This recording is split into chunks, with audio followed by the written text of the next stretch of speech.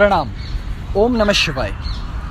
एक शब्द है खेचरी, और ये खेचरी शब्द बहुत ज़्यादा सुर्खियों में रहता है। क्यों? क्योंकि लोगों को ये लगता है कि मुंह खोला, जिह्वा ऊपर की और इसको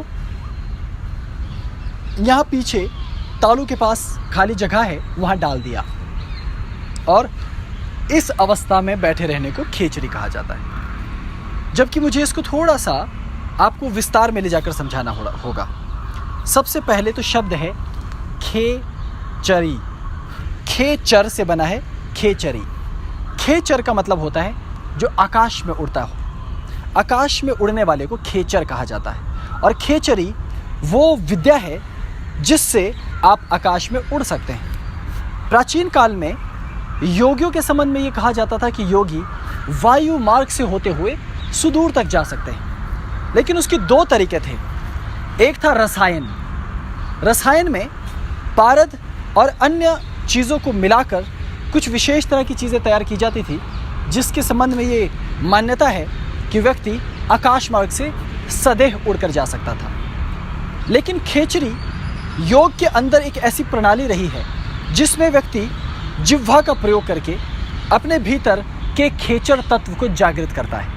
इसमें व्यक्ति अपने शरीर से नहीं उड़ता, बल्कि अपने भीतर अपने मन मस्तिष्क को इस स्तर पर तैयार कर लेता है कि वो भीतर से कहीं यात्रा कर सके। लेकिन ये सुनिश्चित नहीं है कि वो भीतर से यात्रा करता हुआ जाएगा कहाँ, क्योंकि भीतर हमारे मनोलोक में अनेकों लोग छिपे हैं।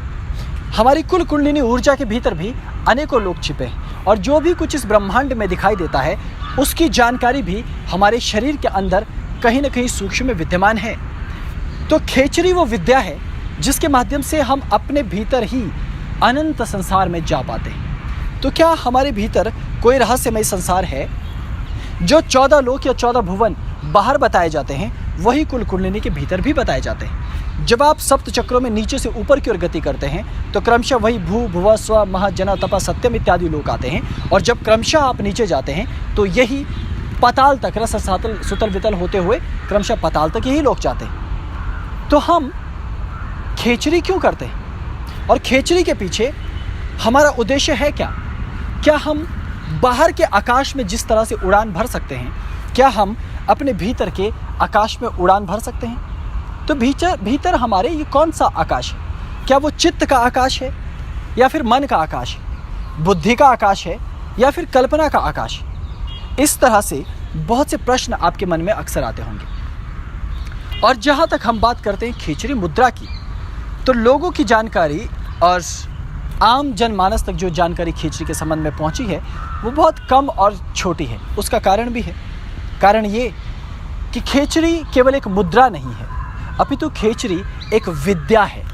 इसलिए अभी तक तो आधे लोगों को यही कन्फ्यूजन है, इसी चीज़ को लेकर भ्रमित है कि खेचरी विद्या कहें या खेचरी मुद्रा कहें। तो खेचरी जो विद्या है उसके अंतर्गत खेचरी मुद्रा आती है। तो कुछ लोग जिह्वा के अंदर ये जो जितना हिस्सा है इसको काट देते हैं, इसके नीचे जो नाड़ी तंतु है उसको काट भी देते हैं और जिह्वा को खींचकर लंबी करते हैं। लेकिन क्या ऐसा करने से कुछ होगा, और क्या वास्तव में ये खेचरी का सही प्रारूप है? मैं इससे इनकार नहीं करता कि कुछ ग्रंथों में, हठ योग प्रदीपिका इत्यादि ग्रंथों में खेचरी के संबंध में कुछ चीज़ें बताई गई होंगी, अन्य तांत्रिक ग्रंथों में भी। लेकिन खेचरी विद्या जो मूल रूप से इस खेचरी तत्व को लेकर आगे बढ़ती है, उसके अंदर क्या जानकारी है ये आम लोगों को नहीं मालूम। इस वजह से बहुत से भ्रम पैदा हो जाते हैं। तो पहले आपको स्पष्ट कर दूं कि खेचरी विद्या एक बड़ी विद्या है जिसके अंतर्गत खेचरी मंत्र, खेचरी के यंत्र, खेचरी की क्रियाएं, खेचरी के आसन और खेचरी से संबंधित औषधियों का भी और भोजन और नियम इत्यादि का भी विवरण दिया गया है। उन्हीं विवरणों में से, क्रियाओं में से एक छोटी सी क्रिया है खेचरी मुद्रा, जो कि जिह्वा के द्वारा आप करते हैं। ये मुद्रा वास्तव में योग में जैसे बंद होते हैं, मूल बंद, उड़ियान बंद और जालंधर बंद इत्यादि, जिनको कालांतर में या देशाचार में लोग बद्ध भी कहते हैं, उड़ियान बद्ध, जालंधर बद्ध, लेकिन वास्तविक शब्द है बंद।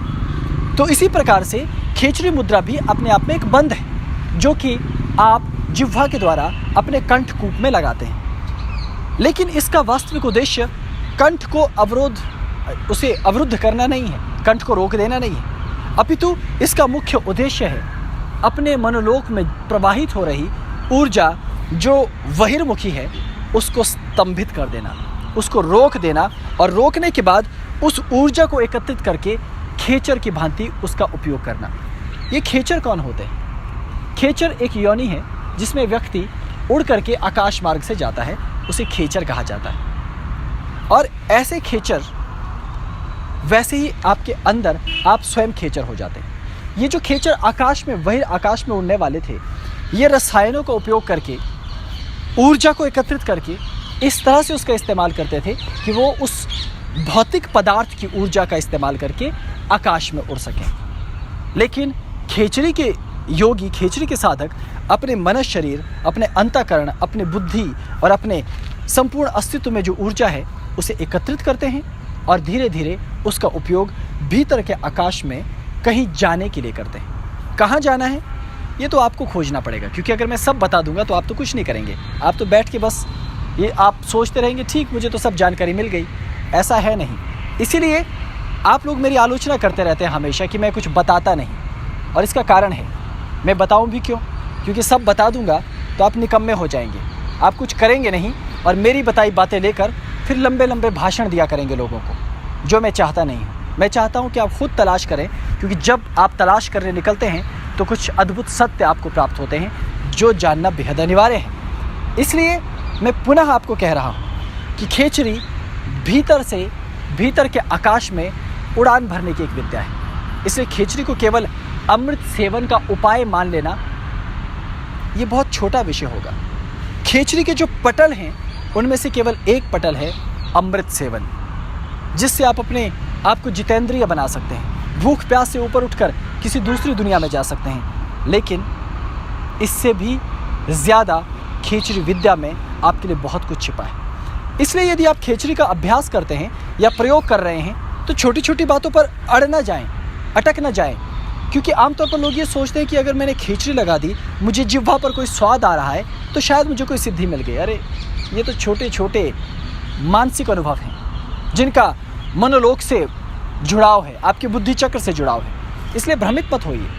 कभी कभी आपको ऐसा लगता है कि मैंने खेचरी लगा दी तो मेरी खेचरी लग गई, ऐसा भी नहीं है। जिस दिन खेचरी होने लगती है उसके कुछ विचित्र लक्षण भी प्रकट होने लगते हैं। इसलिए मैं कहता हूँ कि आपको अभी इस विषय को बड़ी गहराई से जानना होगा। लेकिन खेचरी वो विद्या अवश्य है जो आपके मन मस्तिष्क के द्वार खोल सकती है। खेचरी वो विद्या अवश्य है जो आपको इस शारीरिक तंत्र से थोड़ा आगे बढ़ने के लिए एक अवसर प्रदान करती है, एक मौका देती है। इसलिए खेचरी का अभ्यास करते जाना चाहिए। अगर सार रूप में आप मुझसे पूछें कि खेचरी मुद्रा करें या नहीं, तो उत्तर है ज़रूर कीजिए। और फिर पूछेंगे कैसे करें, तो उसका उत्तर ये है कि आमतौर पर लोगों को ये कहा जाता है कि जिह्वा उल्टी करके कंठकूप में स्थित कर दीजिए। लेकिन मैं कभी ऐसा नहीं कहूँगा। मैं ये कहूँगा कि कंठकूप में भी रखें तो जिह्वा को हिलाते रहिए अंदर। क्यों? ये आपको तब पता चलेगा जब आप अभ्यास करेंगे, क्योंकि यदि आप उसे सीधे कंठकूप में डाले रखते हैं तो धीरे धीरे जिह्वा दबाव के कारण थक जाती है और वो सुन्न होने लगती है, कंठकूप अवरुद्ध होने लगता है, और कई बार आपको पता भी नहीं चलेगा कि आपकी जिह्वा कब कंठकूप से नीचे आ गई और आप इस मार्ग में आगे नहीं बढ़ पाते। तो बीच बीच में यदि आप जिह्वा को हिलाते रहते हैं, उससे उसका सूक्ष्म व्यायाम होता रहता है, जिह्वा मजबूत रहती है और वो कंठकूप पर अधिक समय तक टिके रह पाती है। और दूसरी बात कि खेचरी को करें कैसे।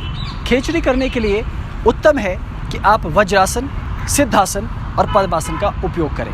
ये साधारण आसन है, कोई भी व्यक्ति इन आसनों में बैठकर खेचरी का अभ्यास कर सकते हैं। और खेचरी को सही तरीके से करने के लिए यदि आप जालंधर वध का आंशिक प्रयोग करें और आसानी से होगी, यानी आपकी गर्दन ज़रा से नीचे हो। और साथ ही यदि आप खेचरी का प्रयोग अपने मस्तिष्क के स्पंदन के लिए करना चाहते हैं तो खेचरी के समय खेचरी लगाइए और गर्दन को ज़रा सा हिला दीजिए, दाएं और बाएं, बहुत धीमी गति से हिलाते रहिए। ऐसा करने से मस्तिष्क में रक्त का प्रवाह बढ़ेगा और खेचरी के अनुभव आपको थोड़े और ऊंचे लेवल पर अनुभव होने लगेंगे। इसलिए मैं कहता हूँ कि खेचरी अद्भुत तो है, लेकिन मैं आपको फिर भी बताने वाला हूँ नहीं। आपको आगे बढ़ना पड़ेगा और खेचरी मुद्रा से आगे खेचरी विद्या की तरफ रुख करना पड़ेगा, ताकि ये पता चले कि जिह्वा से जुड़ी, जिह्वा यानी कि रसना, रसना से जुड़ी इस विद्या के अंदर आखिर है क्या। क्योंकि जितने भी स्वाद आप जिह्वा से लेते हैं, जितने भी स्वाद आप अनुभव कर पाते हैं, उन सब का खेचरी विद्या से लेना देना है। आपने मीठा खाया तो क्या अनुभव हुआ कभी कि आपने खेचरी लगा ली हो? आपने खट्टी चीज़ें खाई तो आपने अनुभव किया कि आपको खेचरी लग रही हो? क्या आपके साथ कभी ऐसा हुआ? तो इसका उत्तर है शायद नहीं। इसलिए मैं ये कहता हूँ कि ऐसी स्थिति में आपको क्या करना चाहिए? यही कि एक योग्य गुरु के पास जाइए या उन प्राचीन ग्रंथों को ढूंढिए जिसमें खेचरी मुद्रा नहीं, खेचरी विद्या की जानकारी हो। अभी के लिए इतना ही। मैं फिर लौटूंगा नई जानकारी के साथ। आप फिलहाल खेचरी के विषय में आप जो जानते हो वो मुझे बताइए, ताकि फिर मैं देखूं कि आपको क्या और बताया जाना है। अपना ख्याल रखिए, मेरा प्रेम स्वीकार करें। ओम नमः शिवाय, नमो आदेश।